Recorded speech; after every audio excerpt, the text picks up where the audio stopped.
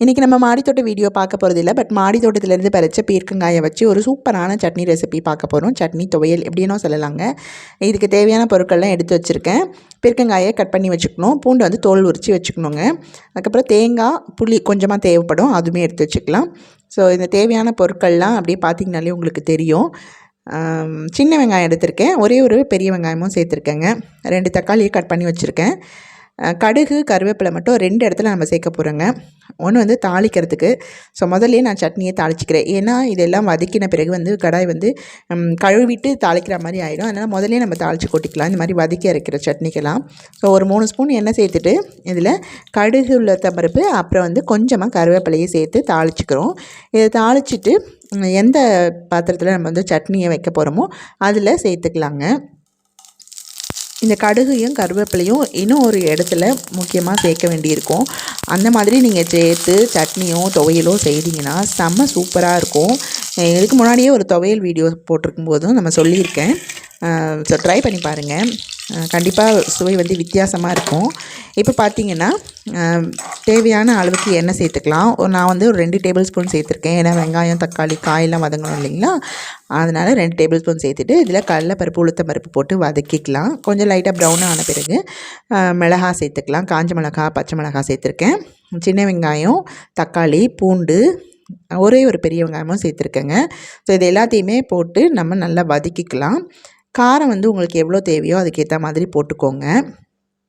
நான் வந்து குண்டு மிளகாயும் போட்டிருக்கேன், நீட்டு மிளகாயும் போட்டிருக்கேன். குண்டு மிளகாய் தாங்க ரொம்ப டேஸ்ட்டாக இருக்கும் நீட்டு மிளகாயை விட. தேவையான அளவுக்கு உப்பு சேர்த்துக்கலாம். கொஞ்சமாக பெருங்காயத்தூளும் சேர்த்துருக்கேன் நான்.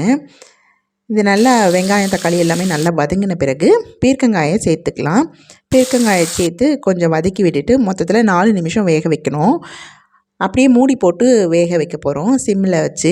ஆனால் 2 நிமிஷம் ஆன உடனே நம்ம வந்து ஒரு முறை வதக்கி விடணும். ஏன்னா வந்து அந்த பீர்க்கங்காயில் இருக்க நீர் சத்து இறங்குறதுக்கு முன்னாடி அடிப்பிடிக்க ஆரம்பிக்கும். கொஞ்சம் ஒரு கைப்பிடி அளவு கருவேப்பிலை சேர்த்துருக்கேங்க.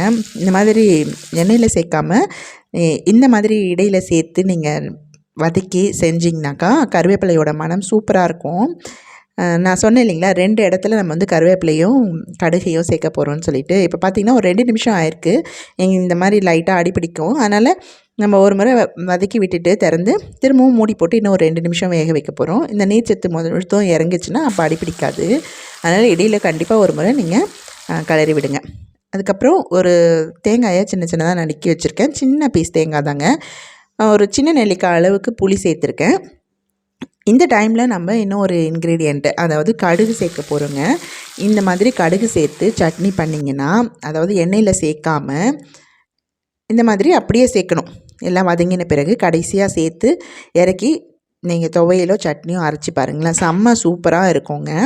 இது நல்லா ஃபேன் காற்றுல ஆற விட்டுட்டு ஒரு மிக்சர் ஜாரில் சேர்த்து அரைச்சிக்கலாம். 1/4 டம்ளர் தண்ணி மட்டும் சேர்த்துக்கோங்க அரைக்கும்போது. இந்த கன்சிஸ்டன்சியில் இருந்ததுன்னா ரொம்ப நல்லாயிருக்கும். சூடான சாதத்தில் போட்டு பிசைஞ்சு சாப்பிட்டிங்கனாலும் சூப்பராக இருக்கும். இந்த மாதிரி இட்லி தோசைக்கு வச்சு சாப்பிட்டிங்கனாலும் செமையாக இருக்குங்க. இந்த மாதிரியான சட்னியை நீங்கள் ஒரு முறை செஞ்சிங்கன்னா திரும்ப செஞ்சு பார்ப்பீங்க. நம்ம மாடி தோட்டத்தில் பற்றின நிறைய வீடியோக்கள் ஏற்கனவே அப்லோட் பண்ணியிருக்கேன். இது வரைக்கும் என்னுடைய சேனலை நீங்கள் சப்ஸ்கிரைப் பண்ணலை அப்படின்னா சப்ஸ்கிரைப் பண்ணிக்கோங்க. இந்த சட்னி ரெசிபி உங்களுக்கு பிடிச்சிருக்கு, வேறு யாராவது பார்க்கணும் அப்படின்னு ஆசைப்பட்டீங்கன்னா ஷேர் பண்ணுங்கள். எப்பயாவது தான் நான் குக்கிங் வீடியோ என்னுடைய சேனலில் போடுவேன். அதை சமையல் அப்படிங்கிற ப்ளேலிஸ்ட்டில் வச்சுருக்கேங்க. பிடிச்சிருந்தா போய் செக் பண்ணி மற்ற வீடியோஸையும் பாருங்கள். மாடி தோட்டம் பற்றின நிறைய வீடியோக்கள் போட்டிருக்கேன். ரோஸ் பிளான்ட் கேர்னு ஒரு ப்ளேலிஸ்ட் இருக்குது. ஸோ எல்லா வீடியோஸையும் பாருங்கள். டைம் இருக்கும்போது பார்த்து என்ஜாய் பண்ணுங்கள். மீண்டும் என்னுடைய மாடி தோட்டத்திலே உங்களை நான் சந்திக்கிறேன். நன்றி, வணக்கம்.